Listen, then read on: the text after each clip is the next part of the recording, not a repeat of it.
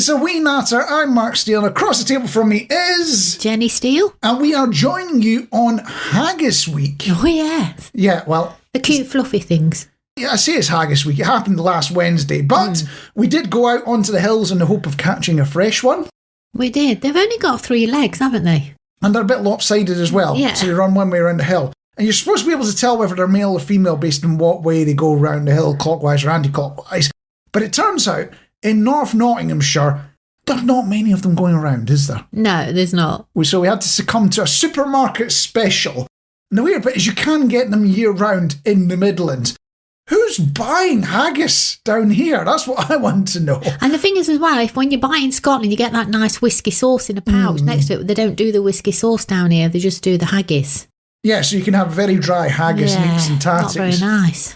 But you could get the full experience. And if you want to go to that extra step and you're going to recreate the Burns Night experience south of the border, you can get your cat to screech along as you're bringing the haggis in. What do they call it? Piping the haggis? Yes, yeah. And you have got the full experience of that. Yeah. Sooty will oblige. Indeed. On a slightly more positive note, the post bag has arrived. And last time we asked you, what does your household use an alarming amount of? Matthew Summers being in touch saying, it used to be cat treats. Never wanted beloved cat Alfie to run out of nice things, so always stocked up to silly levels of cat treats and would pass treats to the neighbours for whenever Alfie visited them. That's a good idea. I've heard of neighbours stocking up on cat treats in the hope of acquiring a new pet without having to go acquire a pet properly.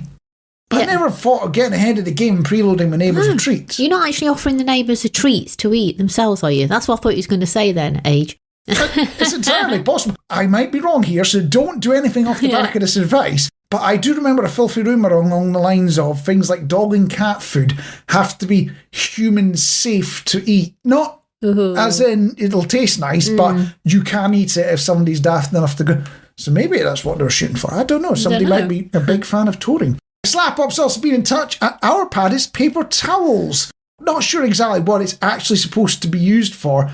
So we use it for just about everything. Plates for snacks, kindling for the fire, notes on the fridge for housemates.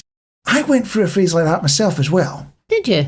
Yeah, mainly because I couldn't get around to doing the dishes. I just did not want to do dishes, so I just put everything on, like, it was tin foil or it was paper napkins. It was just anything that wasn't a plate, so I wouldn't have to clean them. Wouldn't do it nowadays, but I can already hear the environmentalists crying at the mere concept of doing it. Age has also been in touch with saying dishwashing liquid. Apparently I squirt far too much of it in each time, but in my defence, I do love bubbles. Possibly went overboard using it for a bath, though. Oh, that'd be a bit rough using it for a bath. Yeah. But on that note, Age and everyone else, you love an old colleague of mine, and this is giving away how old I am. When I worked at Comet, which hasn't existed for years now, but when I worked at Comet as a weekend staff while I was studying at university or whatever, we had a staff room and I had a dishwasher in it. And we'd obviously run out of tablets. So the stockroom boy had come in and he's like, oh, well, I need to wash the dishes. What do you think he went and used instead of tablets to clean the dishes? What might you find in the staff room? Are you going to tell me washing up liquid? Yes. We filled the entire bucket with washing up liquid because there's like this little hatch thing, isn't there? Yeah. So he filled that up with washing up liquid and walked away. Oh, no. When we came back 10 minutes later, it was like a foam party in there. Let me tell you, that's what they used to do in the 2 fountains in the Market Square in Nottingham on New Year's Eve.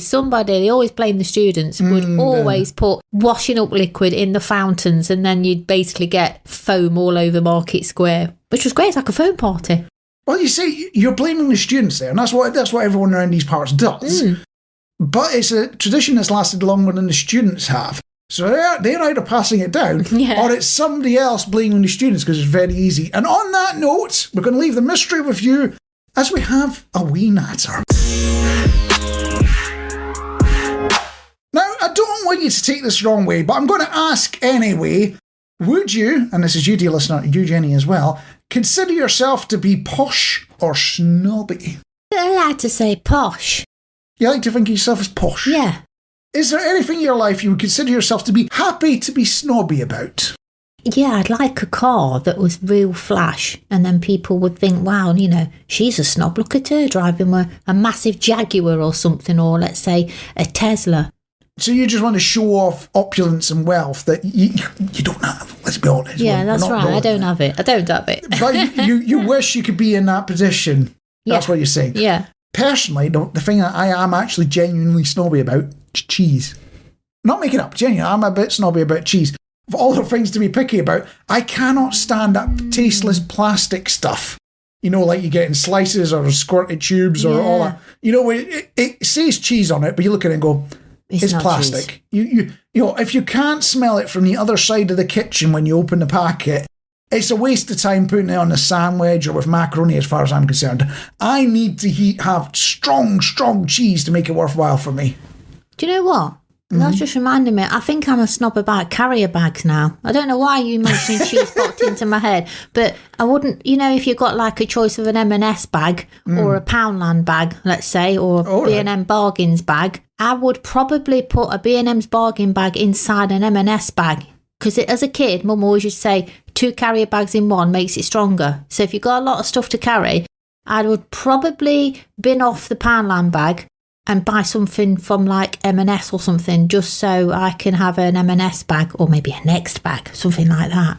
I've heard of people doing that for, like really posh department stores and things like that. Just for the bag. Generally things like Jenners or Selfridges or something like that. They'll buy something like a, what do you call it, handkerchief. Yeah. You'll buy something really, really cheap, but it gets you the bag, so it makes you look posh when you're carrying around in the shops. Yeah. And you save them bags, don't you?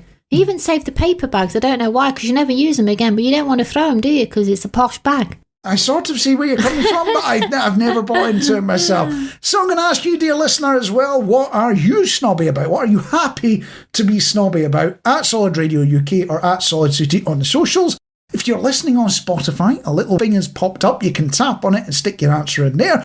And we will share your responses in the next episode. I just want to come back to bubbles again, the conversation we had with age. And I just want to ask, am I the only grown-up that puts matey in the bath? Because I love bubbles. And as a kid, I remember matey was the one to go for, wasn't it? To give you like loads and loads of bubbles in your bath.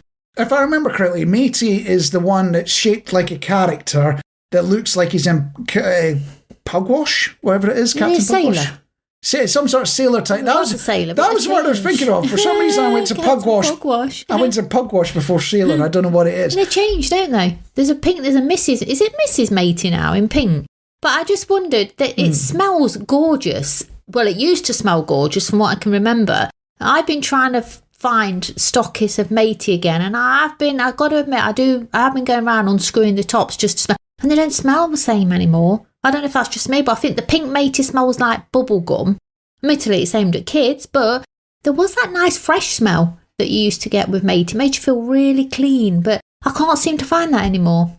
Well, the important bit is that you're not on the Johnson & Johnson No More Tears, which A, is properly aimed at babies, and B, it's a complete lie. You're still going to get tears if that gets in your eyes.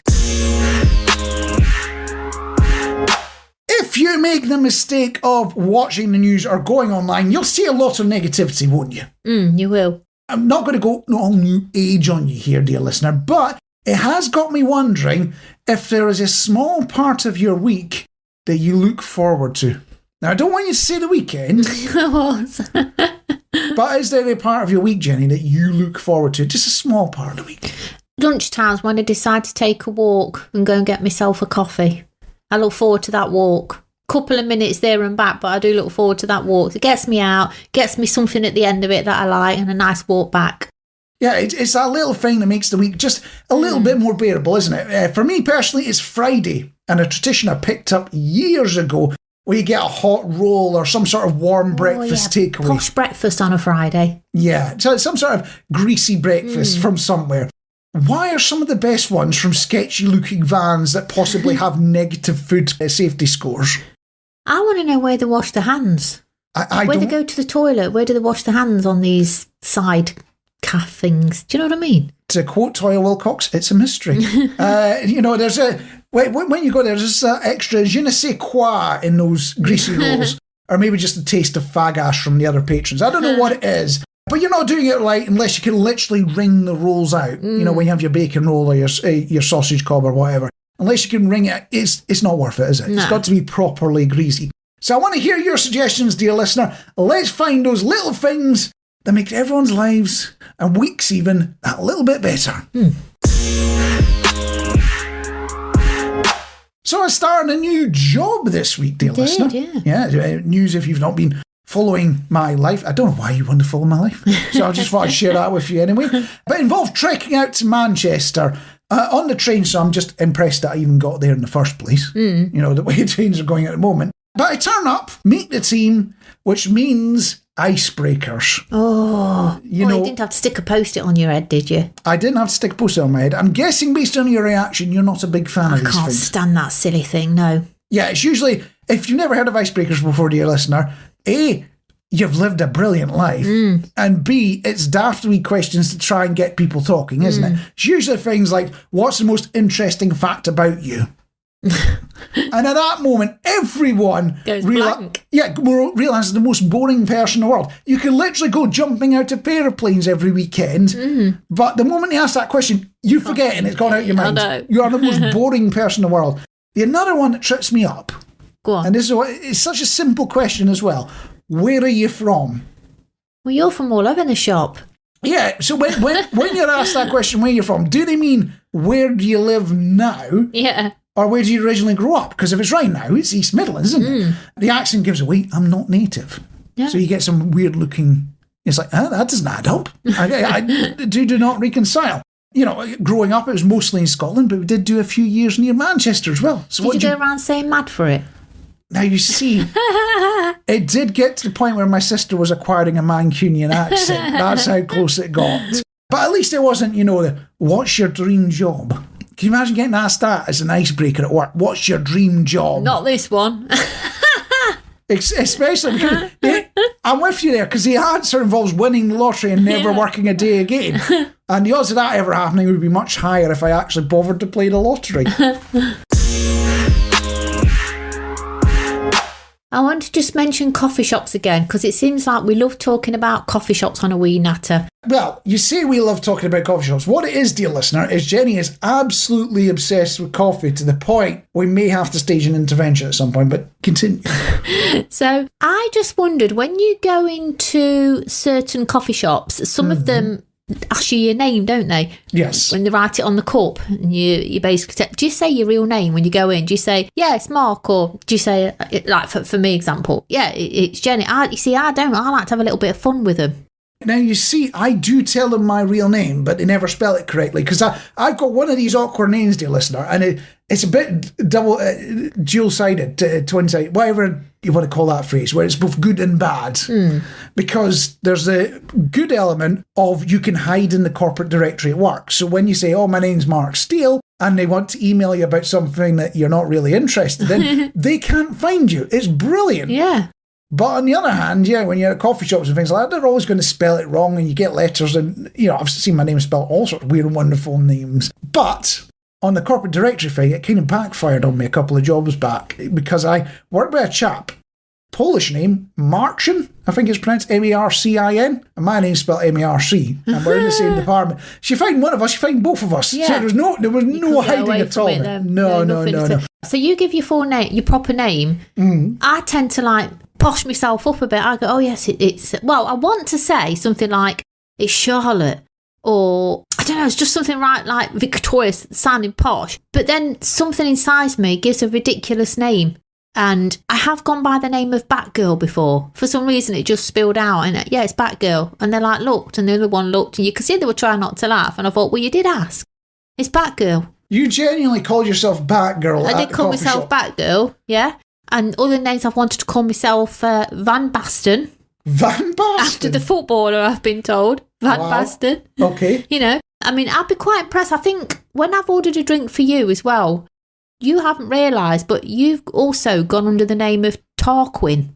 Tarquin. Do you think I look like a Tarquin? You don't look like a Tarquin at all, but I just can't help myself. And I just wondered if anybody out there, have they given their name or have they given a ridiculous name? But the thing is as well, you don't get both things together. When you order a drink and like a sandwich, you sit down and they'll go, latte for, let's say Jenny, latte for Jenny. So you go, oh yeah, that's me. And then about 5 minutes later, you go, cheese toasty for Jenny. So you have to go through it not once but twice. So I've got, latte for Batgirl. And then like 5 minutes later, cheese toasty for Bat. And everybody's absolutely killing themselves in the coffee shop. They're all waiting to see who's going to stand up and collect this latte and toasty. I mean, it gains attention. I love it. It's like in the shops, when they're making announcements, always staff announcement. I found the way to actually get everyone's attention is just to go bing bong. Oh, it's one of those staff announcement things. We're after da. And suddenly everyone's in touch with you. Actually pay attention to it. So I think you've done exactly the same thing with your coffee there. I want you to come back in time with me. Not literally, we don't have 50 years to invent a time machine. Travel back in your minds to your childhood, both you, Jenny, and you, dear listener, as well. Or for some of us that never grew up, travel back in time 10 minutes ago. Now, this question I'm going to ask you, it's like asking if you've ever breathed air, but have you ever played hide and seek? Oh, loads of times. Yeah, loved it. How good were you at it? Great. Now, you see, I was the complete opposite. I was absolutely rubbish. Not quite the kid who thought, if I can't see you, you can't see me. We've all met that kid before, haven't we? Yeah, when they put a box over their head and they think they're hidden. No, I'm not quite that bad, but I wasn't far off. Well, it turns out, even you, Jenny, nothing compared to this kid I've been reading about in the news here, right? Yeah. Fell asleep in a shipping container playing hide and seek in Bangladesh. Was found 6 days later in Malaysia. Blimey, shipping container. Yeah, it's admittedly traumatising. I And as bet. traumatising as it was, and it is a story they'll probably be telling for decades, when they grow up and all that, I do wonder what extreme will now have to hit to improve on this, obvious new world record in hide and seek. How'd you go to the next level after that? Sneak onto one of Elon Musk's spaceships and get found on the moon. Although, pro tip, if you are going to do that, make sure you hide on the inside of the ship. Space is a bit chilly. I can only apologise profusely. Unfortunately, that was a Wee Natter. I was Mark Steele, and across the table from me was Jenny Steele. And there are a couple of ways to listen to this fine podcast. One of them is you search for a Wee Natter in your podcatcher. And as if by magic it pops up, you subscribe to Wee Natter, you'll always get a Wee Natter when it delivers. Yeah. Nice and simple. Why wouldn't you? Why would you is a better question.